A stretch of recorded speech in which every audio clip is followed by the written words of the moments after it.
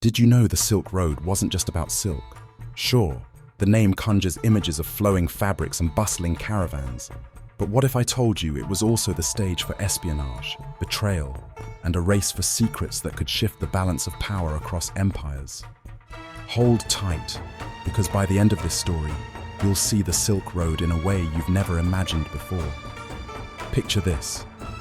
It's the 2nd century BCE. The world is sprawling and fragmented, yet interconnected by a network of paths snaking from China to the Mediterranean.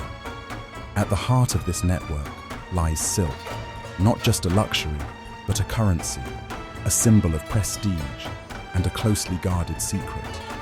You see, the Chinese had mastered the art of silk production, and to them, it wasn't just a commodity, it was a weapon of soft power.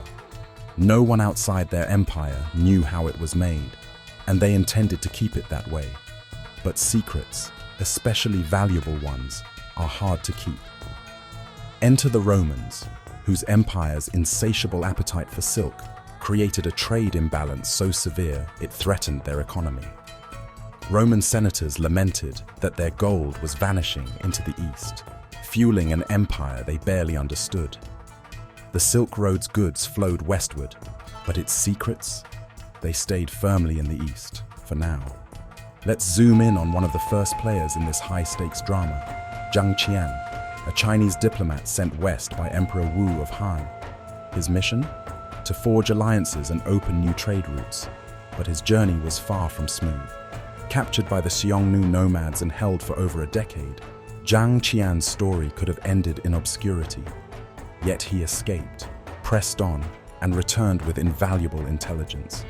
Among his findings were tales of distant lands where goods like grapes, alfalfa, and, get this, war horses could be found. These horses weren't just any steeds.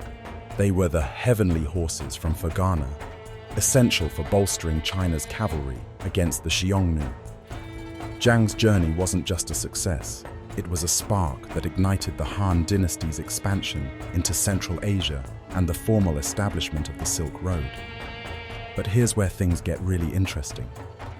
While silk flowed out of China, whispers of its production began to intrigue other civilizations. The Byzantine Empire, for instance, was desperate to break China's monopoly. Emperor Justinian III devised a daring plan, a covert operation to smuggle silk-making secrets out of the East. He enlisted 2 monks, seasoned travelers, who had ventured deep into Asia. Their mission? To infiltrate China, learn the art of sericulture, and bring back the source of the magic, silkworm eggs. Imagine the scene. The monks, dressed as humble travelers, embark on a perilous journey through treacherous mountains, deserts, and enemy territories. Their success wasn't guaranteed. Capture would mean death, and even a slip of the tongue could unravel the plot. But they persevered, stuffing silkworm eggs into the hollowed-out sections of their walking staffs. They returned to Byzantium triumphant. This act of industrial espionage broke China's centuries-long monopoly, giving the Byzantines the ability to produce their own silk and shifting the economic dynamics of the ancient world. Yet the Silk Road wasn't just about goods or even secrets. It was a conduit for ideas, cultures, and, sometimes, deadly consequences. Let's rewind to the 14th century, when a different kind of commodity traveled the Silk Road, the Black Death.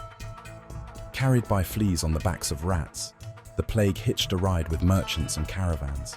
From Central Asia to Europe, it carved a devastating path, wiping out millions and altering the course of history. The very network that had once connected civilizations now spread their doom. But the Silk Road's legacy isn't just about pandemics or espionage. It's about the extraordinary tapestry of human history it wove. Think about this. Paper, invented in China, made its way westward along these routes, revolutionizing communication and preserving knowledge. Spices from India and Southeast Asia flavored diets and economies alike. Even religions traveled these paths. Buddhism, for example, journeyed from India to China, carried by monks and merchants who shared stories as much as goods. And yet, the Silk Road wasn't a single road. It was a vast, shifting web of routes, some overland, others maritime, each with its own tales of triumph and tragedy. From the bustling bazaars of Samarkand, where traders haggled over everything from saffron to sapphires, to the treacherous mountain passes of the Pamirs, where caravans braved avalanches and bandits. Every mile of the Silk Road was a testament to human resilience and ingenuity. So, what does this ancient network mean for us today?